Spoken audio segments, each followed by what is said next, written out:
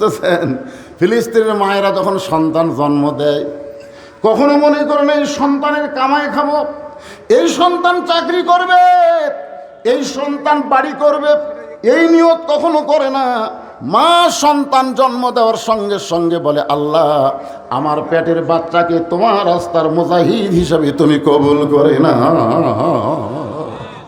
আজকে 2-3টা ভিডিও আমি আপলোড করলাম, দেখি সন্তান মারা গেছে, সন্তানের লাশ নিয়ে বাবা মুচকি মুচকি হাসতেছে।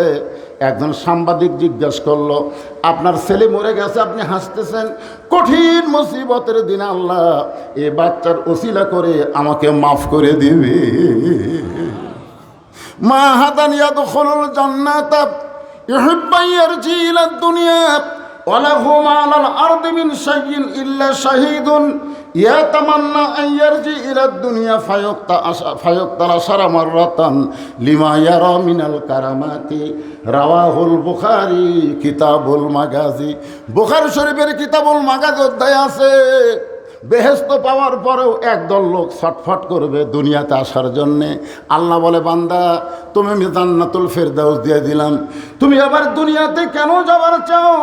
ওই বান্দা বলবে, আল্লাহ আপনি আমাকে জান্নাতুল ফেরদাউস কেন দিলেন? আপনার রাস্তায় শহীদ হওয়ার কারণেই তো আপনি আমাকে জান্নাতুল ফেরদাউস দিলেন। জান্নাত আমাকে ভালো লাগে না, আমি আবার দুনিয়াতে যাব। ফায়ুক্তাল আশারা মাররাতান, কম করে হলো 10 দরবার বাতিলের সঙ্গে যুদ্ধ করে শহীদ হব। লিমা ইয়ারা মিনাল কারামাতি, শহীদ হওয়ার সময় যে শান্তি পাইছি সেই শান্তি তোমার জান্নাতে না। কি ভাবতেছেন? ফিলিস্তিনিরা মারা যাচ্ছে, মারা যাচ্ছে না, ওদের দেহ ছিন্ন ভিন্ন হলেও ওদের রুহু ইল্লিন নামক জান্নাতের বাগানে ঘুরতেছে। জোরে কোন কথা ঠিক কি না ভাইজান? স্বরাষ্ট্রমন্ত্রী কে যখন পুলিশের আইজি বলতেছে, স্যার আপনি তো খালি গুলি করতেই কন, স্যার খালি গুলি করতেই কন, কিন্তু আমরাও তো গুলি কম করি না, গুলি করি, একজন পড়ে যায় আর 2জন ওই ফাঁকত খাড়া হয়। কেমনে গুলি করি? গুলি করলে ও বাবারে মারে, দৌড় মারবি, দৌড় তো মারি না, যাই গুলি খেলো তাই পড়ে গেল, ওই ফাঁকের মধ্যে আর 2জন দাঁড়ালো। কারণ বিশ্বাস করেছে বাতিলের দুনিয়ায় বাঁচার চাইতে আল্লাহ রাহে হকের পক্ষে জীবন দেওয়া অনেক ভালো। জোরে কর কথা ঠিক না? বিশ্বাস করেছে এটা। ওমর ফারুক বললেন, মা তুমি যে ধীর গতিতে চলতেছ, 2 পাহাড়ের মাঝখানে তোমার চলন দেখে আমার মনে হয় তোমার ভিতরে কোনো দুঃখ লুকে আছে। আমার মনে হয় তোমার ভিতরে একটু দুঃখ আছে, কারণ তুমি ধীর গতিতে হাসতেছ আর কি জানো চারিদিকে তাকাতাকি করতেছ। আমার মনে হয় তোমার ভিতরে কোনো দুঃখ লুকে আছে। মেয়েটা বলে, পথিক আসলে আমি একজন দুঃখী নারী। আজকে 6 দিন হলে হযরত ওমরকে আমি খুঁজে বেড়াই। আসলে আমি একজন দুঃখী নারী। কি নারী? আজকে 6 দিন হলে হযরত ওমরকে আমি খুঁজে বেড়াই। ওমর ফারুক বললেন, মা তুমি মনে হয় পাগলি, তুমি মনে হয় পাগলি। উমর হচ্ছে অর্ধ পৃথিবীর খলিফা, এই উমরকে খুঁজবার তুমি 2 পাহাড়ের মাঝখানে? উমরকে যদি পাবার চাও গণভবনে যাও, সংসদ ভবনে যাও, রাষ্ট্রীয় ভবনে যাও।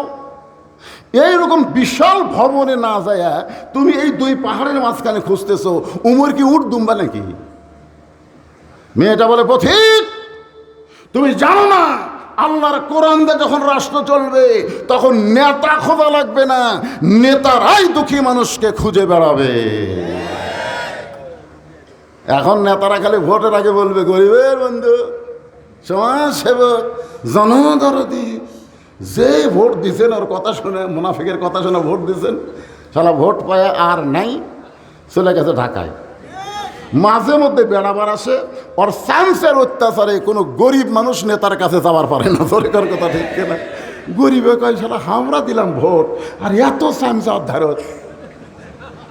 যদি কয় আমি একটু এমপির সাথে দেখ, তোর গাঁওতে ফ্যাকসা ফ্যাকসা দুর্গন্ধ বাড়ায়। গরিব কয় কে রে, আমি অক্সিল দিব। এই ভোটের আগে কি করলো আর ভোটের পরে ফেরাউন হয়ে গেল। মানুষের তৈরি আইন যখন চলবে, নেতারা ভোটের আগে ভালো হবে, ভোটের পরে ফেরাউনের চর্চা করবে। আর আল্লাহর কোরআন দিয়ে যারা নেতা হবে, তারা ভোটের আগেও তেমন, ভোটের পরেও তেমন। জোরে বলেন কথা ঠিক কিনা? মেয়েটা বলে, প্রতীক 6 দিন হল আমি উমরকে খুঁজতেছি, আর একটা দিন আমি উমরকে খুঁজবো। আমার ঈমান বলতেছে আর একটা দিনের মধ্যেই আমি উমরকে পেয়ে যাব। যদি না পাই তাহলে আসল জায়গায় আমি বিচার দিব। আপনারা সত্যি করে বলেন তো, আসল জায়গা কোনটা? হ্যাঁ হ্যাঁ, চিনিস? হুমকি মারতেছে আমার এলাকা। আগামীকাল 10টায় তো সাইজ কর্ম, আগামীকাল 10টায় তোর হাত পাও ভাঙ্গে বস্তার মধ্যে তুলব রে। আমার চিনিস? এখন চিন্তা করে আগামীকাল সকাল 10টায় হাত পাও ভাঙবি, এই বিচার আমি কাক দেব? এই বাড়িতে গেছে, বাড়ির যে এসার নামাজ পড়ে আল্লাহর কাছে কান দিচ্ছে, আল্লাহ যার কেউ নাই তার তুমি আসো আল্লাহ। কি সমস্ত বিচার, যত জজ কোর্ট কন, হাইকোর্ট কন, সুপ্রিম কোর্ট কন, সব হাসিনার কথা মতো চলে। এটি আমাকে মৌলবি করে খাওয়া আসা। ওই এখন আল্লাহর কাছে কাঁদতেছে। বউ বলে, কে গো কান্দো কেন? কাঁদতেছি আগামীকাল সকাল 10টায় হাত পা ভাঙবি। বউ বলে, তুমি পাগল হয়েছে নাকি? গ্রামে বিচার নাই, গ্রামে চেয়ারম্যান আছে, মেম্বার আছে, তাদের কাছে বিচার দাও। দেশ কি মগের মূল্য হলো নাকি রে? স্বামী বলতেছে, তুই বদরুশিদের ওয়াজ শুনিস নি? বউ কই, বদরুশিদ আবার কি ওয়াজ করছে? বদরুশিদ ওয়াজ করছে 6 বছর থেকে ন্যাংরামের চাষ করছে। জ্যৈষ্ঠ মাসে দেখবার গেছে আম পাকছে কিনা, আম পাকা দেখবার যা দেখে গাছের ডালে বসে এক বাচ্চা পাকা আম পাড়তেছে আর ব্যাগের মধ্যে তুলতেছে। বাগানের মালিক কয়, কে রে? আমি খাইনি, আমার পরিবারের কেউ খায়নি, আর তুই আমার কাছে ছোট আম পাড়তেছিস, তোর বাপ হোক যা বিচার দেবো রে। এই তোর বাপ হোক যা বিচার দেবো। ছেলে খালি মুচকে মুচকে হাসার বলে, কোথায় যাবেন? ওই দে। কোথায় যাবে? ওই দে, ওই দে। আমার বাপ আর এক গাছে চড়ছে। ওই তাকায় দেখে ওই ওর বাপ খালি পাকা আম পাড়ের বস্তা ভরায়, গাছের ছায়ে বসে বলে, আল্লাহ বিচার দিব কার কাছে? বেটাও চোর, বাপও চোর। স্বামী বলতেছে, পাগলি, যেই বেটা আগামীকাল 10টায় আমার হাত পাও ভাঙবে, ওই চেয়ারম্যানের চামচারে, তাহলে চেয়ারম্যানের বিচার দিয়ে লাভ আছে? তাহলে তুমি কাঁদতেছো কার কাছ? সে বলতেছে, তার কেউ নাই, তার আল্লাহ আছে, দেখি আমার আল্লাহ কি করে। আমরা যখন পারলাম না, বিএনপি এত বড় দল আন্দোলন করতে করতে খালি একই কথা কয়, ঈদের পর। কোন কথা ঠিক কিনা? এত বড় দল এখন অনেক হুমকি ধমকি করতেছে, নির্বাচন তাড়াতাড়ি দেওয়ার জন্য বহু কথাই বিএনপি বলতেছে। কিন্তু হাসিনা যদি ছাত্র জনতার আন্দোলনের ক্ষমতা না ছাড়তো, বিএনপি কিন্তু ঘরের মধ্যে লুকে থাকতো, বাড়াতো না। ধরে কোন কথা ঠিক কিনা? আমরা জামাতে ইসলাম প্রকাশ্যে অফিস করতে পারি নাই, অনলাইনে আমাদের মিটিং করা লাগছে, তাও একজন দরজাত খাড়া করে থোয়া লাগছে। দেখো তো পুলিশ আসতেছে না। আয় হায় হায় হায়, বাংলাদেশের বিএনপি, বাংলাদেশের জামাত যখন কোনো প্রকাশ্যে মিটিং করবার পারে না, এমন একটা পরিবেশে ছাত্র জনতা জীবন দিল। এই জীবনে রক্তের বিনিময়ে ফ্যাসিস্ট সরকার থেকে আল্লাহ আমাদেরকে মুক্ত করে দিল। আবার নতুন করে ফ্যাসিস্ট সরকার তোমরা বানাবা, ওই তাপত আছে। ভাগ্যগুণে আমরা একটা ইউনুস পাচ্ছি, ইউনুস মাছে গিলিছে, বুঝলেন? ইউনুস কয়, আল্লাহ যে মাছ আমার গিললো এর পেটের মধ্যে দৌড়ান যায়, এখন আমার খবর কি? আল্লাহ কাছে দোয়া পর। মাছ খালি ঘরে হজম করা পারে না। ইউনুস নবীরে খাইলো মাছেতে গিলিয়া, ফেরেশতা পাঠাইলেন আল্লাহ ইসমে আজম দিয়া, দমে দমে সে হরদম পরে সে ইসমে আজম, মাছেরই উদর হইতে বাঁচাইলা প্রাণ। সবাই বলেন আল্লাহু আল্লাহু, তুমি জানলি জালালুহু, শেষ করা তো যায় না গে তোমার গুণগান। একটা মাছ যদি ইউনুস নবীকে হজম করবার না পারে, তুমি ভারত যতই চেষ্টা করো, ইউনুস যতদিন ক্ষমতার চেয়ারও থাকবে, তোমার ক্ষমতা নাই। তোমার বুড়া আঙ্গুল দেখা ইউনুস চিনে যা ঘুরে যায়। হ্যাঁ, নেপালত যাই আবার মুদি, আই রে মুদি রে। আল্লাহর বান্দার একটু ধৈর্য ধরেন আর মনোযোগ দিয়ে কথাগুলো একটু শুনবেন। উমর ফারুক মেয়েটাকে বলতেছে, মা একদিনের মধ্যে কি উমরকে খুঁজে না পাও, তুমি কার কাছে ভিজার দিবা? মেয়েটা বলতেছে, আমার বিশ্বাস, আমার ঈমান বলতেছে আমি পাবো।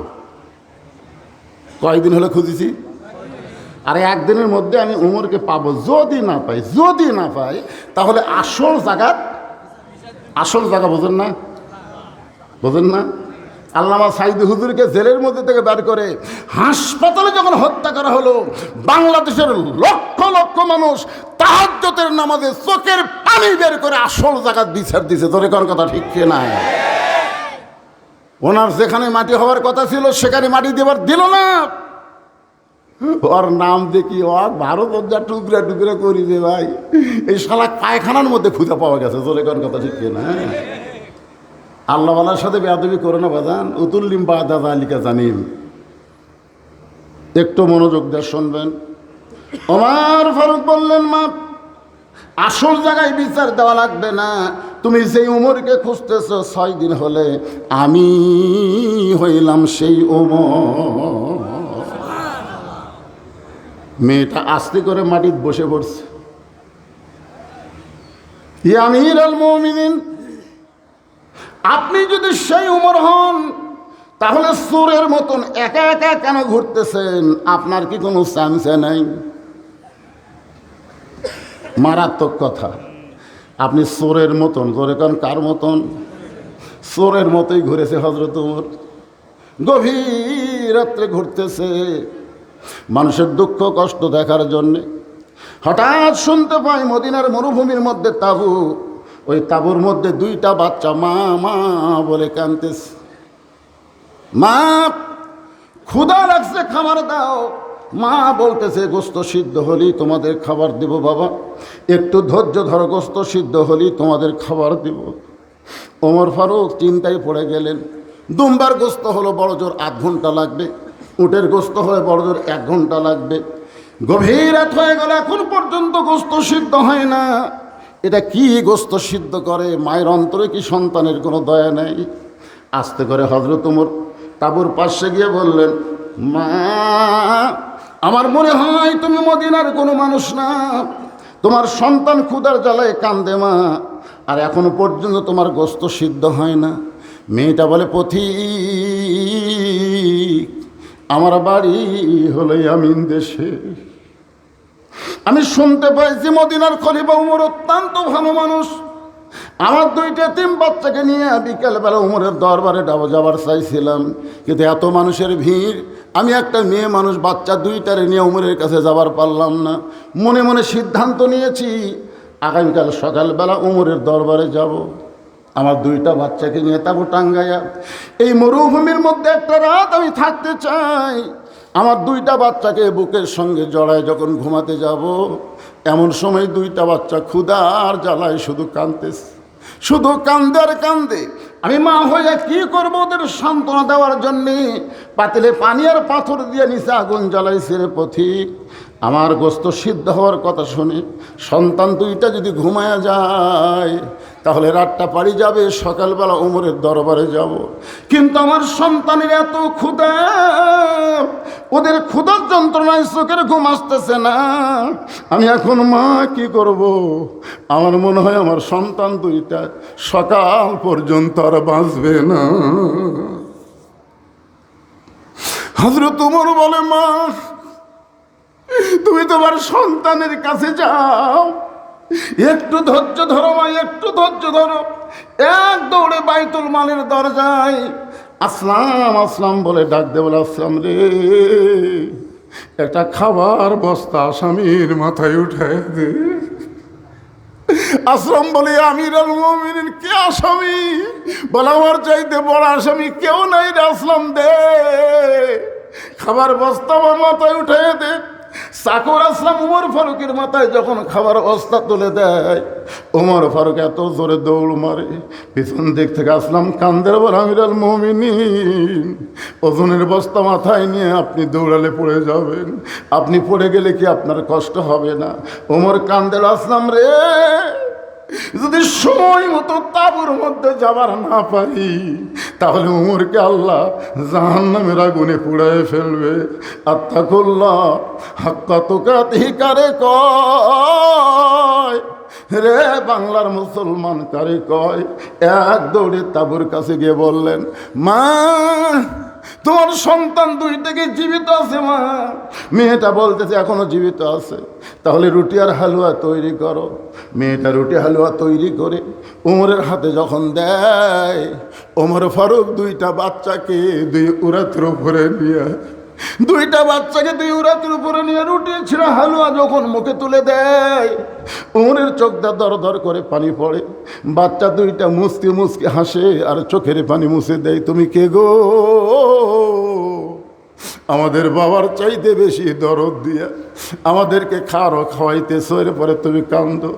উমর বলে, মাবুদ, এই অধমকে জাহান্নামের আগুন থেকে তুমি বাঁচায় দাও। মহিলাটা বলে, কে গো পথিক? তোমার মতন ভালো মানুষ জীবনে দেখি নাই, তুমি জাহান্নামের আগুন থেকে কেন বাঁচার জন্য কান্দো? আল্লাহ যদি উমরকে খলিফা না বানায়া তোমাকে যদি মদিনার খলিফা বানাইতো, মদিনা যেন আল্লাহর জান্নাত হয়ে যেত। মা, কি দুঃখ তোমার মনে মা। 6টা দিন হলে তুমি আমারে খুঁজতেছো মা, আর 1 দিনের মধ্যে যদি না পাইতা, তুমি আসল জায়গায় বিচার দিলে উমরকে জাহান্নামের ঘরে যাইতে হইতো। মেয়েটা বলে, পথিক, ইয়া আমিরুল মুমিনিন, আপনি একা একা ঘুরতেছেন, আপনার কি কোনো সাঙ্গ পাঙ্গ কেউ নাই? ওমর বলে, মা, চামচা পালতে গেলে যে খরচটা লাগবে, সে খরচ দেওয়া আর অর্থ ওমর কোথায় পাবে? সোনা লাগান না কেন? আব্দুল ইবনে ওমর মায়ের কাছে বায়না ধরছে, মা, কয়দিন পর ঈদুল ফিতর, আমার তো নতুন কোনো জামা নাই, আপনি একটু বাবাকে বলেন, বাবা যেন আমাকে একটা নতুন জামা কিনে দেয়। দেখছেন, অর্ধ পৃথিবীর খলিফার সন্তান আব্দুল্লাহ মায়ের কাছে বলতেছে একটা নতুন জামা কিনে দেন। তোমার ফারুকের বউ বলতেছে, স্বামী গো, তোমার সন্তান একটা নতুন জামা চাই, সামনে ঈদ আসতেছে, একটা নতুন জামার ব্যবস্থা করলে কি হয়? ওমর ফারুক বলতেছে, আমার হাতে তো একটাও টাকা নেই। বলছে, আপনার নাই, কিন্তু বেতন তো 10 দিন পরে পাবেন। তো 10 দিন পরে বেতন পাবেন, একটা অর্থমন্ত্রীর কাছে একটা চিঠি লিখলে হয়। ওবায়দুল্লাহর কাছে একটা চিঠি লিখছে যে আমার আব্দুল্লাহ একটা নতুন জামা নিবে, ভাই তুমি তাকে 5টা দিরহাম দিয়ে দাও, 10 দিন পরে যখন বেতন পাবো তখন ওই 5টা দিরহাম আবার কাটে নিও। ওবায়দুল্লাহ চিঠি পায়া চিঠি নিচে লেখা দিছে যে আপনি যদি 10 দিন পর্যন্ত বাঁচার গ্যারান্টি দিবার পারেন তাহলে দিয়ে দেব। তাকওয়া তাকওয়া। ওমর ফারুক বললেন, মা, এখন বলো কি দুঃখ তোমার? বলে, আমার জীবনের সবচাইতে বড় দুঃখ হলো, আপনারা একটু মনোযোগ দিয়ে শুনবেন। মেয়েটা বলতেছে, আমার জীবনের সবচাইতে বড় দুঃখ হলো আমি 6 বছর বয়সে ঈমান গ্রহণ করছি। শুধুমাত্র ঈমান গ্রহণ করার অপরাধে 12 বছর আমাকে জেলখানায় বন্দি জীবন কাটাতে হয়েছে। আমার জীবনে কোনো অপরাধ নাই, একটাই অপরাধ, সে অপরাধটা হলো ঈমান গ্রহণ করা। ঈমান পড়া না, ঈমান গ্রহণ করা। আপনারা বলেন তো, নিয়ত করা না নিয়ত পড়া? আচ্ছা, নামাজের নিয়ত পড়া না করা? করা করা। আমি আমার বড় ভাই একসঙ্গে আসরে নামাজে ঢুকলাম, একটু দেরি হয়ে গেছে, তা আমি 4 রাকাতই পেলাম। কিন্তু আমার বড় ভাই একসাথে ঢোকার পরেও 3 রাকাত পাচ্ছে, 1 রাকাত মিস করছে। তা আমি আমার বড় ভাইকে বললাম, কে রে ভাই, সালাম ফেরানোর পর একসাথে 2 জন ঢুকলাম, তো আমার 4 রাকাতই হলো, তোমার 3 রাকাত কেন? কয় ওই যে নিয়ত পড়বার যায়, নয়তন উসাল্লিল্লাহি তাআলা আরবা রাকাতি সালাতুল আসর, এই বলতে বলতে খালি ভুল যায়, তাড়াতাড়ি যত করে তাড়াতাড়ি করবে খালি ভুল যায়, এই ভুলের কারণে 1 রাকাত গেছে। আমি বললাম তুমি তো বেদাত করলে, কারণ নিয়ত পড়ার কথা কোনো জায়গাত নাই, প্রত্যেক জায়গাত আছে নিয়ত করা। নিয়ত করা মানে সংকল্প করা। তুমি যখনই অজু করছে এ তো তখনই নিয়ত হয়ে গেছে, মসজিদের মধ্যে পাও দেওয়া মাত্র নিয়ত হয়ে গেছে, কাতারত খাড়া হওয়ার পরে আবার নিয়ত। আপনারা কি মনে করতেছেন সারা জীবন কলমার জিকির করে লা ইলাহা ইল্লাল্লাহ, লা ইলাহা ইল্লাল্লাহ, লা ইলাহা ইল্লাল্লাহ, লা ইলাহা ইল্লাল্লাহ, আবার ঘুষ খায়, চাকরি গেলে আল্লাহর কাছে কান দিচ্ছে, আল্লাহ আল্লাহ আমি আর জীবনে ঘুষ খাবো না, লা ইলাহা ইল্লাল্লাহ, লা ইলাহা ইল্লাল্লাহ। ফেরেশতা কয় আল্লাহ এই যে ঘুষের চাকরি করছে তখন কোনোদিন তওবা করেনি, আল্লাহ যেই চাকরি রিটায়ার করছে তখনই আর ঘুষ খাবি না, তওবা করতেছে, ইল্লাল্লাহ জিকির মারতেছে, আর খবর কি? আপনারা বলেন তো, একটা বুড়া মানুষ যখন আর চুরি চামারি করার পারে না, জোয়ানকালে যা অন্যায় করা করছে, আর বুড়া বয়সে তওবা করতেছে, আল্লাহ আমি আর চুরি করবো না, আমি আর ডাকাতি করবো না, তুই পারবি? কথা কন পারবি? পারবি না তো ভাই। তওবা কখন করা লাগবে? যুবক, এই 7 বছর থেকে নামাজের তালিম দেওয়া লাগবে, 10 বছর থেকে জোর করে নামাজ ধরান লাগবে। 7 বছর থেকে তালিম দেয়নি, 10 বছর থেকে নামাজ ধরেনি, ওই বুড়া বয়সে নামাজ ধরছে, কিন্তু নামাজ ধরবার যায়, রুকু সেজদা করবার যায়, আর হাঁটুর মধ্যে কটমট করে, সিয়ার সাহানাই সিয়ার লিয়া মসজিদত গেছে। আমার এক ওয়াজ আমি বলছি যে মসজিদে কেউ যদি সিয়ার দেখেন, এই সিয়ার ভাঙলে একটা ওমরা হদের সব, এই কথা আমি বলছি ভাই। না হলেও 100 হুজুর আমার বিরুদ্ধে মানহানি কেস করবি, কে রে ওমরা হদের সব সিয়ার ভাঙলে কোন জায়গাতে আছে? দলিল ছাড়া কথা, এত বড় ভাইরাল বক্তা কেমনে? আমি তখন এই যে মান সাল আল্লাহ তাআলা শাহাদাতা, এই হাদিসের ব্যাখ্যা যখন দেখালাম, আরে পাগলা, আবু সাইদ তো ফিলিস্তিনে যায় জীবন দেয়নি, বাংলাদেশের রংপুরে জীবন দিয়েছে, ফিলিস্তিন মুসলমানের মতোই জীবন দেওয়ার সওয়াব আল্লাহ তাকে দিবে। জোরে কোন কথা ঠিক কিনা? কারণ আবু সাইদের রক্তের উপর দিয়েই তো হাসিনাকে পলাতে বাধ্য হওয়া লাগছে। জোরে কোন কথা ঠিক কিনা? কথা কন না কেন? একটা সিয়ার মানে কি? জামাতে নামাজ পড়লে 27 গুণ সওয়াব কখন হবি? ধর কাতার সোজা হবি। নবী যতক্ষণ পর্যন্ত কাতার সোজা না হয়েছে ততক্ষণ পর্যন্ত আল্লাহ নবী কেবলামুখী হয়নি। জোরে কর কথা ঠিক কিনা? আর এখনকার ইমাম তো আকামত দেওয়ার আগেই কেবলামুখী হয়ে বসে আছে। আর আল্লাহ রাসূল বেলাল আকামত দিচ্ছে, আর নবী মানে নবী এই ইশারা করতেছে, ওটি একজন লাগবে, ওটি ও ওই যে পিছনে পিছনে কাতারে ফাঁকা আছে, ওই ফাঁকের মধ্যে তো শয়তান ছাগলের মাথার মতন মাথা বের করতেছে, শয়তান ফাঁক বন্ধ করো। আর ওই সিয়াল্লা মাঝখানে বসে গেছে, কে রে পাগলা, পায়ের গোড়ালির সঙ্গে গোড়ালি ঠিক করা লাগবে না? সিয়াল্লিয়া নামাজ পড়বা কেন? তুমি যদি অসুস্থ হও, লা ইকাল্লিফুল্লাহু নাফসান ইল্লা উসাহা, আল্লাহ কোরআনে বলেছেন তোমার কষ্ট হবে, এমন কিছু আল্লাহ তোমাকে ইসলামে চাপায় দেয় নাই। তুমি যদি সরকারি চাকরি ঠিক মতো করতে পারো তাহলে বুড়া বয়সে তোমাকে আর চাকরি করা লাগবে না, সরকার তোমাকে দরদ হয়ে পেনশন দিবে। জোরে কর কথা ঠিক কিনা? যৌবন বয়সে যদি ঠিক মতো 5 ওয়াক্ত নামাজ জামাত আদায় করবার পারো, বুড়া বয়সে যদি হাঁটুর মাকড়াটা করে ঘিরে যায়, তখন তোমাকে আর জামাত না পড়লেও যেখানেই তুমি নামাজ পড়ো পেনশনের সওয়াব আল্লাহ তোমাকে দিয়ে দিবি। জোরে কর কথা ঠিক কিনা? কথা বলো। যৌবন শয়তানক দিয়া বুড়া বয়সে আল্লাহ ধরছে, যখন হয় চামড়া ঢিল আল্লাহর সাথে দিছে মিল, যখন ছিল চামড়া টাইট আল্লাহর সাথে করছে ফাইট। মেয়েটা বলছে শুধুমাত্র ঈমান গ্রহণ অপরাধে 12 বছর আমাকে জেলখানায় বন্দি রাখছে। সকালবেলা 3টা করে চাবুক, বিকালবেলা 3টা করে চাবুক। আমার দেহের এমন কোনো জায়গা নাই যেই জায়গায় চাবুকের আঘাত লাগে নাই। আমিরুল মুমিনিন, আমি রোমের জেলখানার মধ্যে বন্দি ছিলাম। আপনি যখন রোম পারস্য দখল করলেন তখন আপনি ঘোষণা করলেন মুসলমান কোনো রাষ্ট্র যখন দখল করবে ওই রাষ্ট্র তখন আল্লাহর কোরআন দিয়ে চলবে, আর আল্লাহর কোরআন দিয়ে যখন কোনো রাষ্ট্র চলবে তখন জেলখানার কোনো দরকার পড়বে না। জেলখানার দরজাগুলো যখন মুক্ত করে দিলেন তখন আমি রোমের জেলখানা থেকে বের হলাম। আমার দাদা খ্রিস্টান, আমার বাবা খ্রিস্টান, রোম দেশের সকলেই তো আমার খ্রিস্টান। আমি একজন মুমিনা নারী হইয়া খ্রিস্টানদের কাছে কেমনে যাব? এই জন্য 6 দিন হয়ে 2 পাহাড়ের মাঝখানে ঘুরতেছি। যদি আপনার দেখা পাই, আপনার কাছে এই দুঃখিনী মেয়েটা একটু আশ্রয় চাই। ওমর ফারুক বললেন, মা আমি তোমাকে আশ্রয় দিবার পারবো না, কিন্তু ইসলাম তোমাকে অধিকার দিয়েছে। আপনারা বলেন তো, ইসলামে মেয়েদের অধিকার আছে না নাই? করে আছে না নাই? আচ্ছা একটা কথা বলি তো, ইসলামে সন্তানের কাছে বাপের দাম বেশি না মায়ের দাম বেশি? বুঝে শোনা কন, এটা কি হলো? না না এরা দৌড়ে দৌড়ে আসে না, এটা কি হলো রে?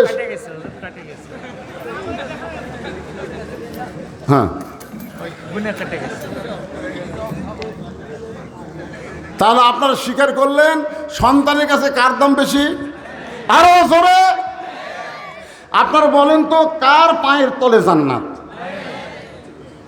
অনেক বক্তা আগে ওয়াজ করছে, আমি ছোটবেলা শুনছি যে স্বামীর পায়ের তলে স্ত্রীর জান্নাত। এই জন্য তো ফাটা পাও ভ্যাদলিন দিয়ে দিয়েছে, এই আমার পায়ের তলে তোর জান্নাত, খেদমত করবো, জান্নাত করবো। আজকে মা বোনদের বলতেছে, ভুয়া ভুয়া, স্বামীর পায়ের তলে জান্নাত ভুয়া কথা, বরং মায়ের পায়ের তলে জান্নাত। কোনো মরদ মানুষের পায়ের তলে জান্নাত নাই, জান্নাত আছে নারী, সে যদি মা হয়। জোরে কোন কথা ঠিক না? তাহলে ইসলামে বাপের দাম বেশি না মায়ের দাম বেশি? আচ্ছা, ইসলামে ছেলের দাম বেশি না মেয়ের দাম বেশি? হ্যাঁ, খালি একটা জায়গাতে আল্লাহ একটু কইছে, সেটাই তাসলিমা নাসরিন সহ্য করা পারেনি। এক জায়গাতে আল্লাহ কইছে, আর রেজালু কাওয়ামুনা আলান নিসা। ভাই এই সভাপতি সাহেব, ডক্টর মানুষ একটু খেয়াল করেন, এরকম কাজকে ডক্টর বানা দেওয়া লাগে, বুঝলেন না? আর রেজালু কাওয়ামুনা আলান নিসা, এর অর্থ হলো পুরুষ মানুষ নারীদের উপরে থাকবে, যেটা আমরা 16 বছর নারীর তলে থেকে বুঝেছি। আর এবার মরদ মানুষ চেয়ারে বসার কারণে আমরা বুঝবার পাচ্ছি, এই 16 বছর রমজান মাসে আসলে তারাবির কারেন্ট নাই, ইফতারির কারেন্ট নাই, সেহরির কারেন্ট নাই, আর এই বছর কারেন্ট যায় না। এই 16 বছর রমজান মাসে পেঁয়াজের দাম 100, 200, 300।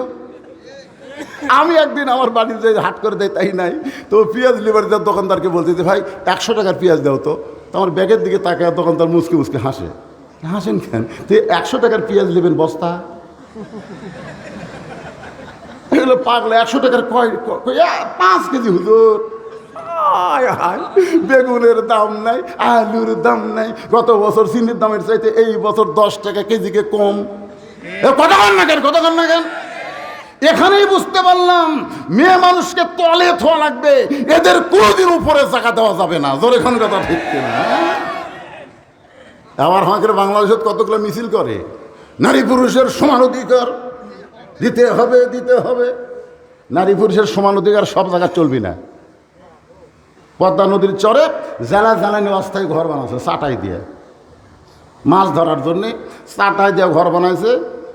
হঠাৎ উঠছে ঝড়, এত জোরে ঝড় উঠছে, মরুভূমির মতন পদ্মা চরের বালু খালি উঠতেছে। জেলার স্বামী বলতেছে, বউ গো পেশাব লাগলো রে। বউ বলতেছে, পাগলা হছো, দরজা খুললে বালু দিয়ে ঘর মেখে দেবে। তো স্বামী বলতেছে, তাহলে এক কাম করি, ঘরের কোণার পেশাব করি। তুমি পাগল হয়েছো নাকি? এত বড় মানুষ ঘরের কোণার পেশাব করলে সে ঘর থাকা যাবে? স্বামী কয়, জোরে লাগছে রে, কি করি? ওই একটা কাম করো, তুমি আর কান্দর চড়ো, কান্দর চড়ে উপরে চাটাই, বোঝো না?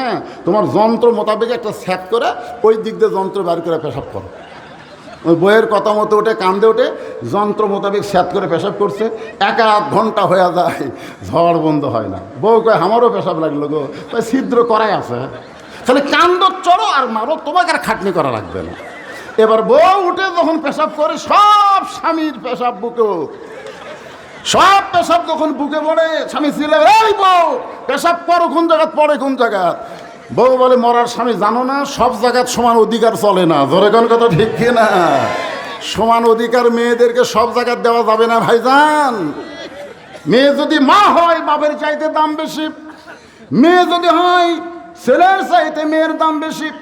ওমর ফারুক বললেন, মা আমার কাছে তোমার কোনো আশ্রয় চাওয়া লাগবে না, ইসলাম তোমাকে অধিকার দিয়েছে। মেয়েটা বলতেছে, আমির আল মুমিনিন, ইসলাম আমাকে কি অধিকার দিল? ওমর ফারুক বলে, মা এখন তোমার বয়স কত? মেয়েটা বলতেছে, 6 বছর বয়স ঈমান গ্রহণ করেছি, আর 12 বছর জেলখানায় জীবন কাটাইছি। 6 আর 12 একত্র করলে কত হয়? মেয়েটা বলে 18 বছর বয়স চলতেছে। ওমর ফারুক বললেন, মা 18 বছরের একজন যৌবনা নারীর জন্যে ইসলাম বহু অধিকার দিয়েছে। তার মধ্যে 1 নম্বর অধিকার হলো ভালো একটা ছেলের সঙ্গে বিয়া বসা। কি ছেলে? সুন্দর ছেলে, ভালো ভালো ভালো ভালোর মধ্যে ইমানদার আছে, ভালোর মধ্যে নামাজি আছে, ভালোর মধ্যে রোজাদার আছে, কিন্তু সুন্দরের মধ্যে খালি শাকিব খান। এবার দিছে বরবাদ। বরবাদ বরবাদ হচ্ছে, যার চরিত্রের কোনো গ্যারান্টি নেই। যে মেয়ে মানুষ পায় তাকে পেট মোটা করে দেয়। জোরে কোন কথা ঠিক কিনা? এই সুন্দরের কথা ইসলাম বলে নাই। ইসলাম বলেছে ভালো একটা ছেলের সঙ্গে তোমার বিবাহ বসা। ভালো ছেলে বিয়ে করার সময় মহরানা নগদ দেবে। অল্পও যদি হয় মহরানা বাকি থবে না, বেশি হলেও বাকি থবে না, নগদ মহরানা দিবে। আপনাদের এই কেশরহাট এলাকার খবর কি? মহরানা নগদ না বাকি? মোটামুটি দুটাই আছে। দুটাই আছে। আগের চেয়ে অবস্থা এখন মানে দুটা কি কয় জানেন? আমি একবার ওই বিলের মধ্যে ওয়াশ করবার গেছি, তো আমার গাড়ি এক জায়গা থোয়ার পরে বলছে যে হুজুর এখন দোসামা। দোসামা কি? নৌকা চলবি না, গাড়িও চলবি না। মানে এমন অবস্থা রাস্তার, নৌকাও চলবি না, পানি হচ্ছে এক হাত, গাড়িও যাবি না। হুজুর এর নাম হলো দোসামা। লগত দেয়, বাকিও থই। এটা কি? হযরত আলীর মতন গরিব ছেলের সঙ্গে নবীর মেয়ে ফাতেমার বিয়ে দেওয়ার সময় যদি মহরানা বাকি না থাকে, আলীর চাইতে গরিব কোন যুবক আছে? এই কথা কন না কেন আছে? আমার মায়েরা শোনেন, যাদের বিয়ে এখনো হয় নাই, মহরানা নগদ না পাইলে কবুল বলবেন না। ভালো ছেলে মানে 5 ওয়াক্ত নামাজি হওয়া লাগবে। ভালো ছেলে মা দাড়ি হাওয়ালা। আমার সম্পর্কে খালাতো বোন হয়, আমাকে বলে, ভাই আমার স্বামী গিলে বাইরে যাওয়ার পারি না ভাই। আমি বললাম কেন? বলে রাস্তাত গেলি মেয়েরা খেলে আমার স্বামীর দিকে তাকা থাকে, আমার স্বামী এতই সুন্দর, সব মেয়েরা খেলে আমার দিকে তাকা, আমার স্বামীর দিকে তাকা থাকে। এখন বলেন আমি বোরকা পরে কি হবে? আমার স্বামীর দিকে যদি মেয়েরা তাকা থাকে আমার খুবই খারাপ লাগে। ধরুন কোনো মেয়ে যেন আমার স্বামীর দিকে না তাকায়, এই ধরনের কোনো আমল আছে?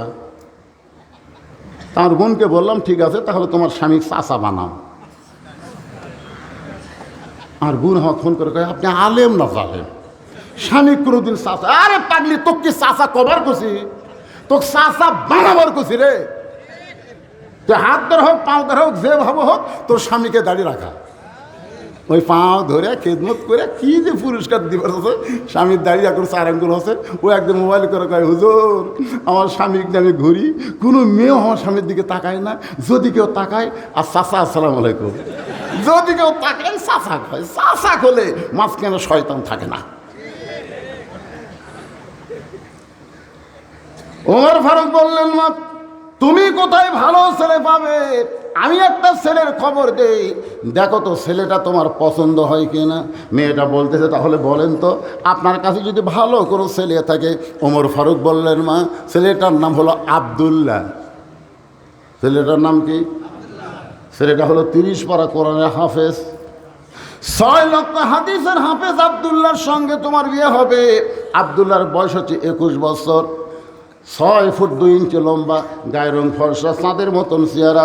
আমার আব্দুল্লাহর সঙ্গে তোমার বিয়েটা দিয়ে তোমাকে আমার বৌমা বানায়া আমার বাড়িতেই তোমাকে অধিকার দিবার চাই। লিল্লাহে তাকবীর। তোমাকে আমার বৌমা, জোরে কোন কি মা? বৌমা বোঝেন? আচ্ছা আপনাকে এলাকার বেটার বউ শ্বশুররা কি কয়? বৌমাই কয়। আপনার তো বৌমা নাই ভাই, আপনার আছে? এটি কারণ নেই, এরা 2 জন তো টাকা গুণলাই ব্যর্থ হয়ে গেছে। বক্তা কোনটা কি ওয়াজ করতেছে একটা কর পারবে না, খালি টাকা খালি টাকা। না জনগণ আচ্ছা এলা খালি 20 টাকা লোড করে মানুষ। বড় টাকা আছে, বড় টাকা আছে, বাক্সার ভিতরে ওটা লুকিয়ে রাখছে। মাশাআল্লাহ মাশাআল্লাহ। বৌমা এক মুরব্বী আমার এই ওয়াজ শোনার পরে সিংড়া হবে সোহাগ বাড়ি। আমি যেই বলছি বেটার বৌমা উইলা হুজুর খবরদার এই কথার কবেন না। আমি বললাম কেন? পরে ওর কাছে আমি শুনলাম আসল ঘটনা। ওর বাড়ি হলো সোহাগ বাড়ি, বেটা বিয়া করেছে, বেটা বইয়ের তালত পড়ে নাটোর শহর বাসা করছে। নাটোর শহরে কী করছে? বাসা। এখন বেটার বউলা নাটোর শহরে থাকে। সিংহা সোহাগ বাড়ি ওর বাপের বাড়ি। একদিন বাবা অসুস্থ হয়ে নাটোর শহরে গেছে ভালো ডাক্তার দেখার জন্য। এখন ভালো ডাক্তার দেখতে দেখতে সিরিয়াল পাওয়াই তো কঠিন। রাত 9টা বাজছে। এখন বাপ চিন্তা করতেছে রাত 9টা বাজে, সিংহা সোহাগ বাড়ি কেমনে যায়? তখন অন্তর মন বলতেছে কে তোর বেটার বাসা নাই? ডাক্তারের মোড়ে নহটার মোড়ে তোর বেটার বাসা আছে, যা বেটার বাসার যা। রাত 9টার সময় বেটার বাসাত গেছে। বেটার নাম হলো আবদুল্লাহ। আবদুল্লাহ আবদুল্লাহ চমকে উঠছে, কে রে? আমার সবাই সাহেব সার করে ডাকে, আর আমার নাম ধরে ডাকে মরদ কে রে? আপনারা বলেন তো, যত বড়ই ডাক্তার হোক, যত বড়ই সাহেব হোক, নাম ধরে ডাকার মরদকে? আবদুল্লাহ বুঝবার পারছে আমার বাবা ডাকতেছে। রাত 9টার সময় দরজা খুলে দেখে বাবা দাঁড়িয়ে আছে। ও বাবা, হঠাৎ আপনি কেন আইছেন বাবা? বলে ডাক্তার কাছে আইছিলাম, এত রুগীর ভিড় দেখতে দেখতে রাত 9টা বাজলো। এখন 9টার সময় সোহাগ বাড়ি কেমনে যাই? এই জন্যে তোর বাসার দরজায়। আবদুল্লাহ দৌড়ে এসে বাবার হাতটা ধরে টেনে নিয়ে যায়। বাবা মনে কষ্ট নিয়েন না, আপনাকে ছাড়াইছি গ্রামে, শহরে বাসায় থাকি, আপনি কষ্ট পাচ্ছেন বাবা। বাবা মনে মনে কয় তুই তো আমার ভালোই ছিলি, কিন্তু মালদার কারণে তুই খারাপ হয়ে গেলি। এ কথা কি জোরে বলা যাবি? তো এখন রেস্ট রুমে বসবার দিছে। বাবা একটু ধৈর্য ধরেন। আবদুল্লাহ আস্তে আস্তে বইয়ের কাছে গেছে, যাই দেখে বউ কম্বল গাদ্দা শুয়ে আস। বইয়ের কাছে বলতেছে ময়না পাখি, আমার বাপ আছে, একটু ওটা বাপের সামনে খাবার দাও। কোনোদিন আসে না, বুঝলাম না, আজ যাচ্ছে। আমি যদি খাবার দিই বাপ মন খারাপ করবি, তুমি দাও। বউ বলে তুমি জানো সকাল থেকে আমার মাজা বেদনা, সকাল থেকে আমার পিঠের ডাঁড়া খালি শিরশির করতেছে, তুমি তোমার বাবার সামনে খাবার দাও, খবরদার আমার ডাক দেবা না। আবদুল্লাহর বাপ বলতেছে কে রে আবদুল্লাহ, তুই কি মনে করছিস আমি খাওয়ার জন্য যাচ্ছি? কে রে, বাড়ির যাওয়ার কোনো গাড়ি নেই, এই জন্য তোর বাড়িতে একবার থাক পেরাচ্ছি রে, খালি থাকার জায়গা দিত। আবদুল্লাহ বলে আব্বা আসলে কি খাবেন না? না বাবা খাওয়ার দরকার নেই। আবদুল্লাহ মনে কষ্ট নিয়ে বাবাকে থাকতে দিল। বাবা একটা ঘরের মধ্যে যখন ঘুমায় যায়, আবদুল্লাহ বইয়ের কাছে শুয়ে আছে। এমন সময় রাত 11টা, ধরে বলেন কয়টা? 11টার সময় আবদুল্লাহর শালা বইয়ের ভাই, আবদুল্লাহর শালা বইয়ের ভাই 11টার সময় দরজায় ডাকতেছে, আপা শেফালি আপা দরজা খোলো। যেই বলতে শেফালি আপা দরজা খোলো, কম্বল ফেলা দিয়ে মারছে লাভ। দৌড়ে সে দরজা খুলে বলতেছে ভাই এত রাত্রে কেন? বলে ক্যারাম বোর্ড খেলতে খেলতে দেরি হয়ে গেছে আপা, এখন একটু ঘুমাবার চাই। বোন বলতেছে পাগল হয়েছিস নাকি? এত রাত্রে না খায় ঘুমাইলে আমার চোখে ঘুম ধরবে না। আয় আয় তোর সামনে খাবার দেই। মাছ গরম, গোস্ত গরম, ভাত গরম, সব গরম করে শালার সামনে যখন খাবার দেয় ডাইনিং টেবিলে, আর বলতেছে খাবায় খাবায়। আবদুল্লাহ চিন্তা করে 9টার সময় আমার বাবা আসলো, তখন তোর মাজা বেদনা পিঠ শিরশির করে, আর 11টার সময় তোর ভাইয়ের সামনে খাবায় খাবায়। দেখি তো খবর কি? বার হয়ে দেখে 5 তরকারি গরম ভাত, শালার মাথায় বইয়ের হাত। কয় তরকারি? 5 তরকারি গরম ভাত, শালার মাথায় বইয়ের হাত। আবদুল্লাহ আস্তে আস্তে বাবা যেই ঘরে ঘুমায় ওই ঘরে জানলার কাছে জিরো বাল্বে দেখে বাবা শুকনা মুখে ঘুম পাড়তিস। আবদুল্লাহর চোখ দিয়ে দর দর করে পানি পড়ে। যেই বাবা নিজে না খাই আমাকে লেখাপড়া করাইলো, যেই বাবা মাটির বিছনায় থেকে আমারে খাট বানাই দিল, আজকে সেই বাবা আমার না খাইয়া ঘুম পাড়তেছে, আর আমার শালার সামনে 5 তরকারি গরম ভাত। লিয়াবলুয়াকুম আইয়ুকুম আহসানু আমালা। আব্দুল্লাহ রে, আজকে তোকে ভালো আমলের পরীক্ষা করা হবে। ওয়াকাদা রাব্বুকা আল্লাহ তা'বুদু ইল্লা ইয়াহু ওয়া বিল ওয়ালিদাইনি ইহসানা। আল্লাহু আকবার। আব্দুল্লাহ, আল্লাহ কোরআনে বলেছে আমার ইবাদতের মধ্যে কাউকে ঢুকান চলবে না, কেবলমাত্র একমাত্র ইবাদত করতে হবে কার? কিন্তু ইবাদতের পরেই বাপ মার প্রতি ইহসান করো, দয়া করো, ভক্তি করো। যে বাবা তোকে না খায় লেখাপড়া করালো, সেই বাবা না খায় ঘুম পাড়তিছে, আর তোর শালার সামনে 5 তরকের গরম ভাত, তোর কি করার কিছুই নেই? এইরকম আহসানো আমালা, তোর সুন্দর আমলের পরীক্ষা হবে। এখন তুই কই কি আমল করিস দেখা দেখ। আব্দুল্লাহ তখন চোখ বন্ধ করছে, দেখে ঘরের মধ্যে উটি বলা বেলান আছে। উটি বলে না, উটি বলা শহরের বাসা, তার লাঠি খাটা নেই, তে উটি বলা বেলান আছে, মাপে হলো 3 পা হাত। আব্দুল্লাহ চিন্তা করতেছে বেলানের আঘাত ধরে যদি, মন বলতেছে মারবার সালি পারবো না রে, বর্তমান নারী শাসন চলতেছে রে, মারলেই কে ছবি। ইমান বলতেছে পাগলা মারবি মারবি জাগা মতো মার, এমন জায়গাত মারবো যে দেখাবার পারবি না, এমন জায়গাত বাড়ি মারবি দেখাবার পারবি না। দেখাবার বলছেন না, তার মানে পিছন দিকে যে উঁচা হয়ে আছে, এই উঁচার ওপর বাড়ি মারবে। আব্দুল্লাহ এবার বেলান হাতে নিয়ে বইয়ের পিছনে গেছে, যুদ্ধ শুরু হবে। তাকে দেখে ভাইয়ের সামনে 5 তরকারি গরম ভাত। বোন জোর করে বলতেছে আর এক টুকরা খা। শালা বলতেছে না না আপা আর দরকার নেই। বল তুই না খাইলে আমার কলজাত আগুন ধরে, খা আর এক টুকরা খা। আব্দুল্লাহ চিন্তা করে আমার বাবা না খায় ঘুম পাড়তেছে, এর ভাই খাবার চাই না, তারপরে জোর করে খাবার দেয়। বিসমিল্লাহ মারছে বাড়ি, যেই বাড়ি মারছে এত জোরে শব্দ হয়েছে, বহু দৌড়, শালাও দৌড়। শালা চিল্লায় বলে দুলা ভাই এই গভীর রাত্রে আমার বোনকে আপনি মারলেন কেন? আব্দুল্লাহ বলে তোর বোন আমার কে হয়? তোর বোন আমার কে হয়?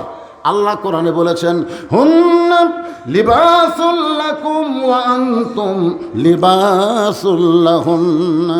স্বামী হলো বিবির পোশাক, বিবি হলো স্বামীর পোশাক। মায়েশা বলেছেন রমজানের চাঁদ উঠলে আমরা বিবিগুলো খুশি হয়ে যাই। হুজুর তখন আর নবী থাকে না, সেহরির সময় আমাদেরকে ডাক দিয়ে তোলে, পানি আর খুরমা খেজুর খাওয়ায়, আমাদেরকে রুটি খাওয়ায়।